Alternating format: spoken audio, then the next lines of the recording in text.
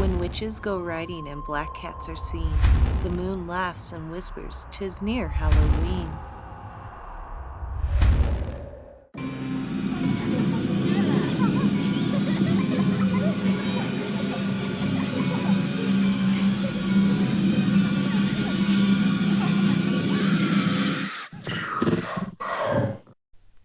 Evening, I'm Minder, and welcome to another Friday night with Nightmare Nocturne. If you're new, make sure you hit that subscribe button and the bell icon. That way you know when a new story comes out every week. It is now October, our favorite time of the year. In honor of that, we have a few surprises in store for you, but you gotta wait till the end for me to let you know. Tonight's story time, I'm gonna take you back into your childhood. I'm gonna read 2 stories by Alvin Schwartz, the man who left such an imprint on our young little lives. Let's get started, shall we? The Drum. Once there were 2 sisters. Dolores was 7 and Sandra was 5. They lived in a small house in the country with their mother and their baby brother Arthur. Their father was a seaman and he was away on a long voyage. One day, Dolores and Sandra were running across a field near their house when they met a gypsy girl playing a drum. Her family was camping in the field for a few days. As the girl played, a little mechanical man and woman came out of the drum and danced. Dolores and Sandra had never seen such a drum, and they begged the girl to give it to them. She looked at them and laughed. "I will give it to you," she said, "but only if you are really bad. Come back tomorrow and tell me how bad you were, and I will see." As soon as the 2 sisters got home, they started shouting, which was against the rules in their house, and they wrote all over the walls with their crayons. At supper, they spilled their food, and when it was time for bed, they wouldn't go. They did everything they could think of to upset their mother. They were really bad. Early the next morning, they hurried off to find the gypsy girl. "We were really bad yesterday," they told her, "so please give us the drum." But when they told her what they had done, the gypsy girl laughed. "Oh, you must be much worse than that if I'm to give you the drum," she said. As soon as Dolores and Sandra got home, they pulled up all the flowers in the garden. They let the pig out and chased it away. They tore their clothes. They sloshed in the mud. They were a lot worse than the day before. "If you do not stop," their mother said, "I will go away and take Arthur with me, and you will get a new mother with a glass eye and a wooden tail." That scared Dolores and Sandra. They loved their mother, and they loved Arthur. They could not imagine being without them, and they began to cry. "I don't want to leave you," their mother said, "but unless you change your behavior, I will have to leave you." "We'll be good," the girls promised. Yet they really didn't believe that their mother would go away. "She's just trying to scare us," Dolores said later. "We'll get the drum tomorrow," said Sandra. "Then we'll be good again." Early the next morning, they rushed off to find the gypsy girl. When they found her, she was playing the drum again, and the little man and woman were dancing. They told the gypsy girl how bad they had been the day before. "That must be bad enough to get the drum," they said. "Oh no," said the gypsy girl. "You must be much worse than that."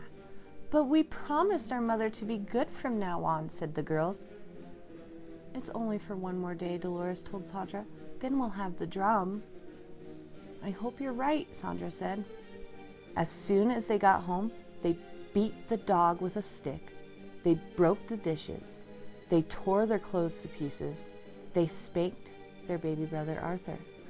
Their mother began to cry. "You are not keeping your promise," she said.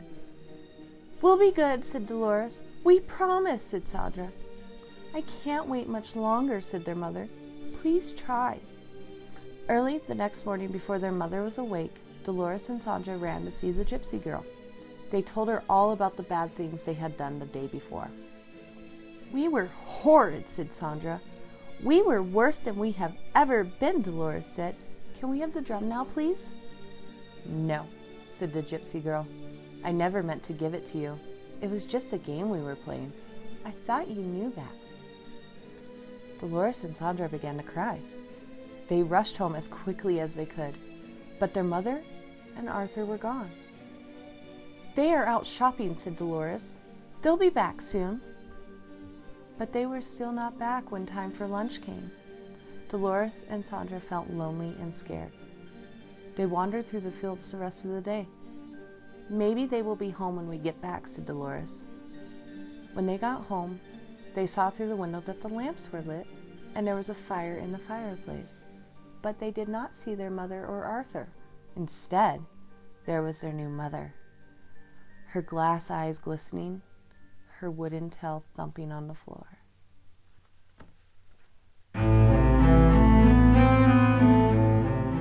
The Dead Hand. The village huddled on the edge of the vast swamp, as far as one could see. There were soggy meadows, holes filled with black water, and glistening sheets of wet, spongy peat. Skeletons of giant trees, snags, the people called them, rose up out of the muck, their dead branches reaching out like long, twisted arms. During the day, the men in the village cut the peat and hauled it home to dry and sell for fuel.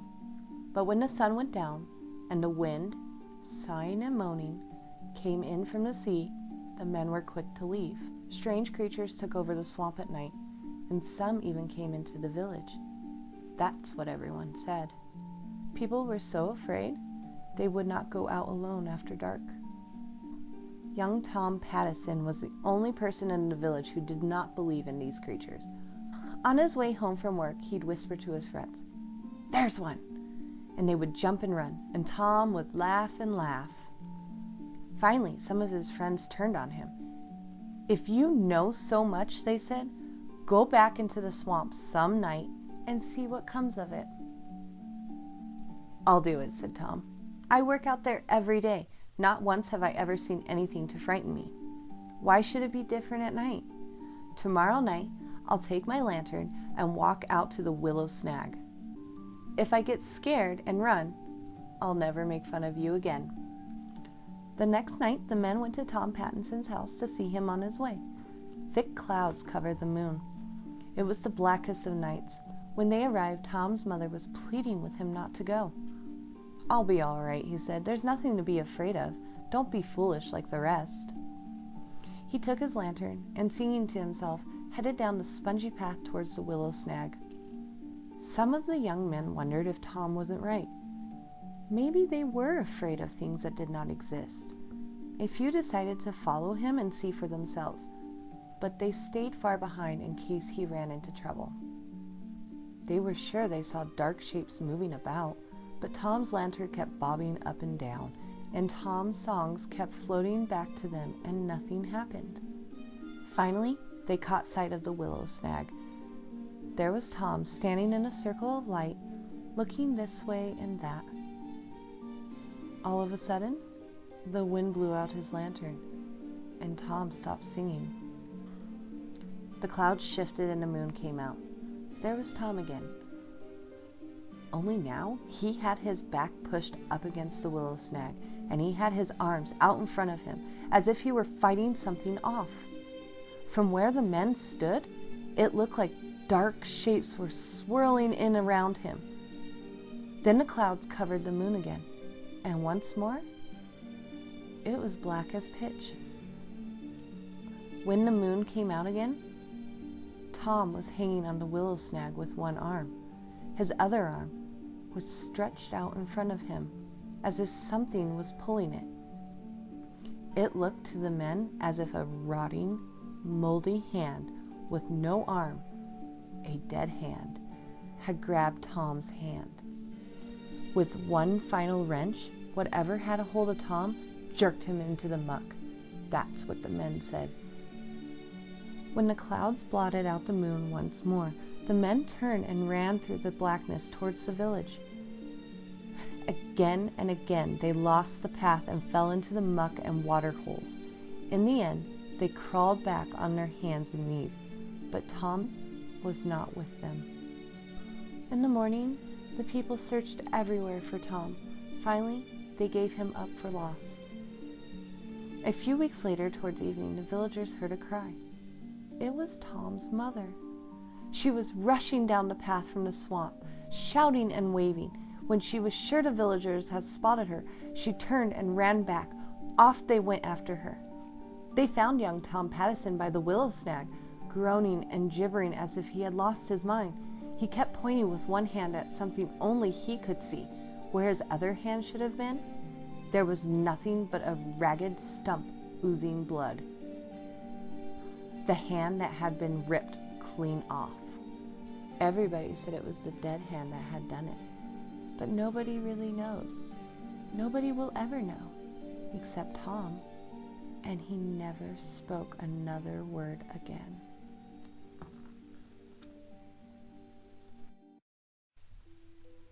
How was that? Did it bring you back into your childhood?